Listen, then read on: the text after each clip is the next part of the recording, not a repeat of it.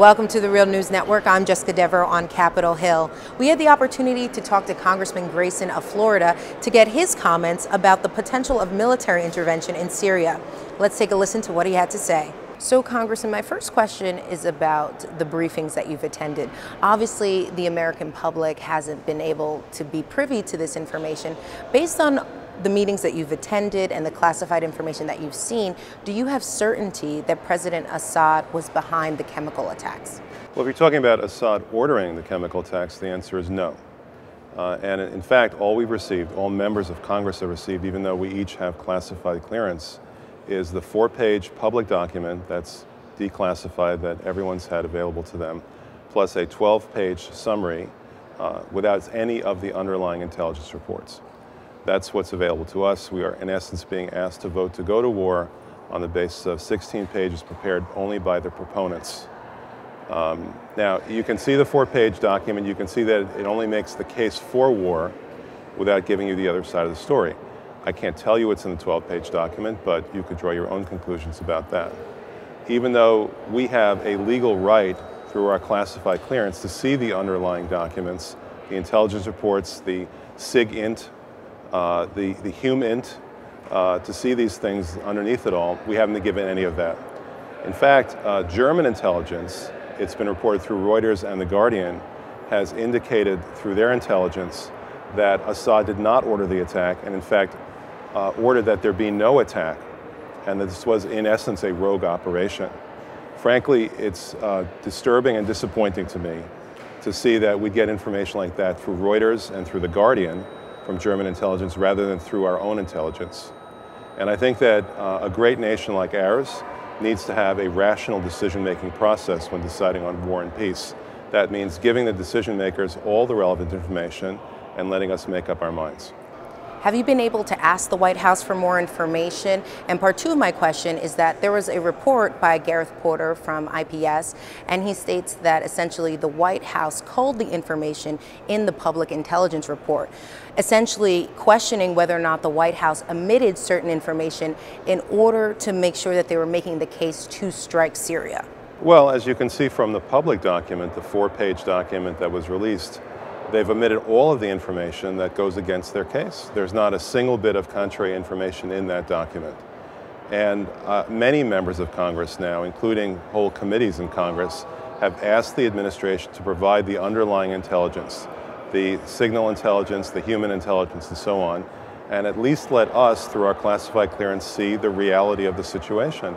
And so far, after a week of requests, they said they were going to do it, and they haven't done it.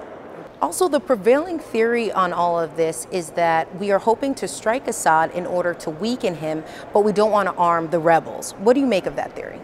Well, in fact, at least with regard to most Democrats whom I talk to, that's the real flaw here. The specific military plan that the president's proposing is one that just won't work. In fact, it'll make things worse. And when you compare that to other alternatives, it's clear that it's fruitless and dangerous. The president and members of the administration go out of their way to avoid talking about what will happen the day after the attack. We haven't heard any discussion about a counterattack on our fleet. We haven't heard any discussion about a counterattack on our embassy in Beirut, which is 15 miles away from the Syrian border and just down the block from Hezbollah. We haven't heard any discussion about what would happen if there were attacks on U.S. civilians in these countries. What would happen when Iran is called upon through its Syrian-Iran Joint Defense Treaty to go ahead and defend Syria against an attack by the United States, and on like that. The risks are enormous, the disadvantages are enormous, and the administration has simply avoided discussion about that, even with members of Congress. And that's why, as of this morning, you see by going to the Washington Post website that there's only 26 members of the House of Representatives who are in favor of this and 251 against. So essentially the president doesn't have the votes in the House to get this strike approved.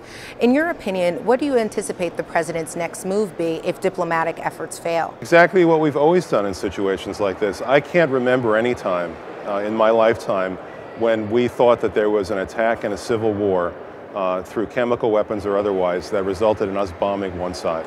I just don't remember that ever happening. I do remember us being involved in one war after another war apparently every 40 months for the past decade or more, going back actually many decades. But the fact is we've never done this before. Instead, what we've done in circumstances like this is that we have activated international tribunals. We have tried to bring the specific perpetrators to justice in international courts. We've done something for the living. You know, we have increased in the past humanitarian aid to refugees. Here, 2 million refugees outside the country, 4.5 million inside the country. 30% of the population of Syria has now lost its homes. And we could do something for those people and relieve the suffering of those who are still alive.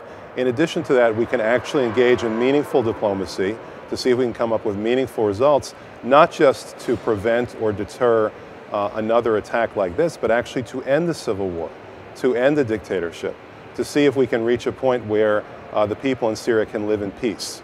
And that's what I propose to do.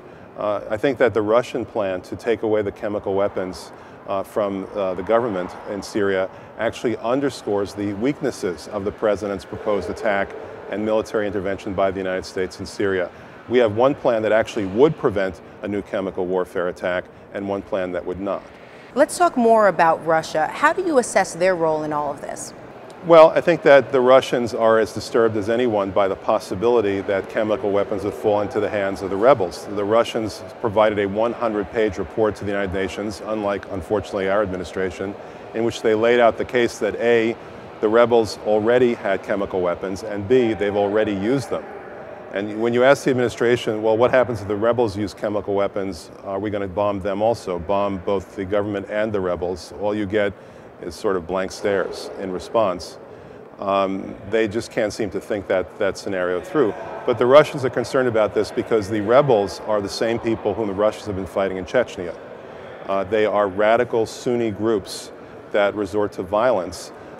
Many of the people that the Syrian government are fighting now in Syria are, in essence, graduates of al-Qaeda, the same people who have been attacking the Russians in their own heavily Muslim southern provinces. So essentially the Russians are concerned about their own national security, and their bottom line is they don't want to see any chance that the weapons that we're talking about here, the chemical weapons, will fall into the hands of people who are hostile to them, and that includes the rebels. So what the Russians want to do is they want to make sure that the chemical weapons have a secure chain of command. One of the great flaws in the administration's military plans, as many members have said publicly, is that it makes it more likely, not less likely, that the rebels will end up with these chemical weapons. We can't actually bomb the weapons. That would lead to a mushroom cloud of poison gas rolling over the landscape. We can't do that. We have no way to even reduce the stockpile of weapons. All we can do is attack the Syrian army members who are in custody of those weapons, the command and control structure of the Syrian army that actually is holding on to those weapons. As we attack that command and control structure, we weaken it and therefore make it more likely that the rebels can actually capture those weapons. And when it comes to the rebels, we know that Saudi Arabia is backing them. How much is what is transpiring right now being driven by Saudi Arabia? Well, initially this was simply an economic collapse within Syria. Syria has had a drought beginning 2 years ago. The farm population, which is very substantial in Syria even today, the non-urban population, has been unable to feed itself. So that in combination with the events of the Arab Spring led the basic population to no longer accept the regime as legitimate. Initially what happened was that the army itself fragmented. The so-called Free Syrian Army consists largely of defectors from the Assad regime. But over time what has happened is that the rebels have been populated by fighters who are on the payroll of Saudi Arabia, Qatar, this is all according to public reports, other Gulf states who are hiring basically what amounts to mujahideen to go and fight against the Assad government in Syria. Over time what's happened is that this has evolved into a proxy battle between the Shiites and the Sunnis, a battle that goes back literally 1,300 years. On the one hand we have the Syrian government, which consists largely of Alawites, a sect that is generally aligned with the Shiites, and we have them working together with Iran, which is Shiite, and Hezbollah, which is Shiite, within Lebanon. Against them are arrayed the Gulf states, which are Sunni. So we have a Shiite-Sunni proxy battle going on right now, And historically, both of those entities, both the Shiites and the Sunnis, both of them have been enemies of the United States. The Shiites have some of the best terrorists in the entire world, working under Hezbollah's wing. The Sunnis, actually, the Sunni Mujahideen essentially perpetrated 9/11 against us. So both of those historically are our enemies. They both make very radical statements against the United States.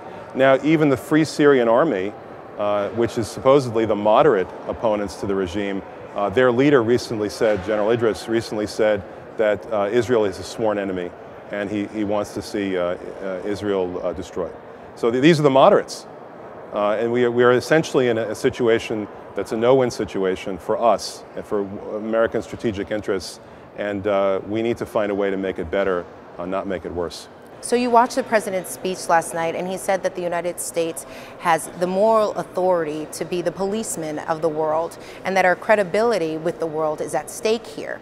But how can the United States talk about credibility when one of our closest allies in the region is Saudi Arabia, who doesn't have the cleanest record, obviously, on human rights? Well, of course, many Americans, probably most Americans, don't want us to be the policeman of the world. They don't want us to be the judge, the jury, and the executioner whenever anything goes wrong in the world. And many Americans in particular think that you can't solve the world's problems with bombs and missiles. That is not the way to go. It's understandably so. But the underlying question, I think, is, do we really look like a moral authority when we act alone, when we know that large portions of the world are against the action that we're taking?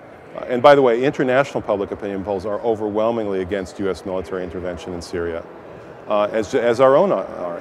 Do we show strength to the world when the government acts in a way that's contrary to the desires of the overwhelming majority of the U.S. population?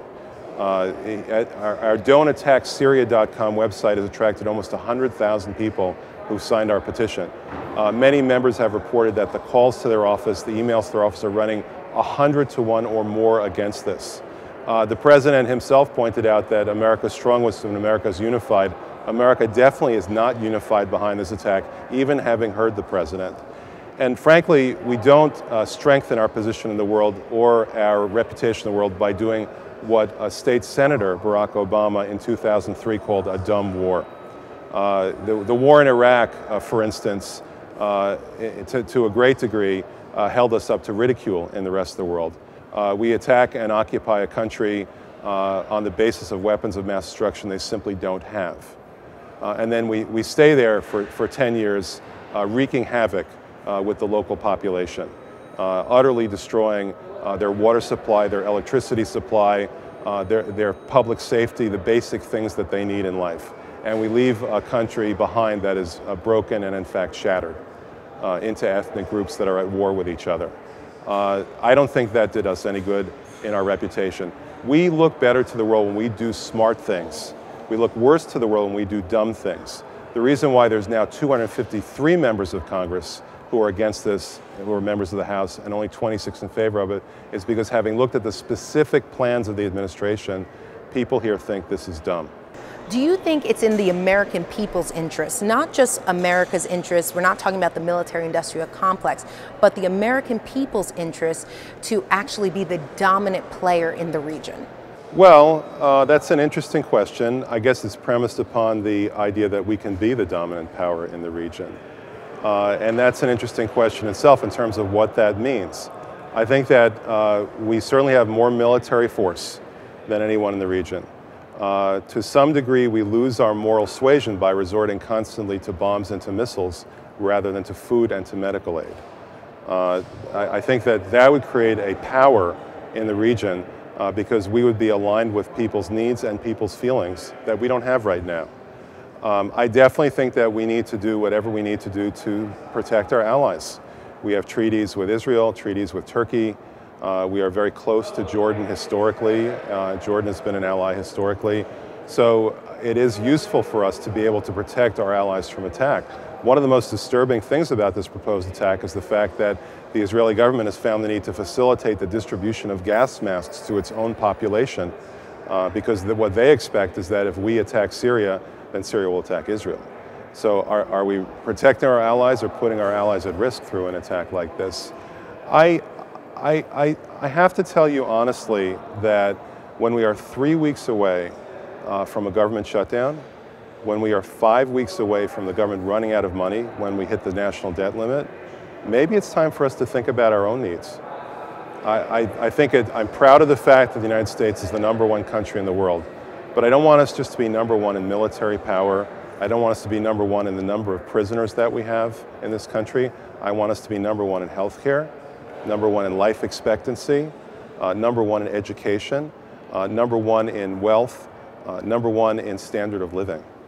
That's what I want to see us concentrate on. And I think at this point, with these deadlines facing us and so many things on our plate, it's time we took care of ourselves. Thank you for joining us, Congressman Grayson. We really appreciate having you on The Real News. And thank you for joining us on The Real News Network.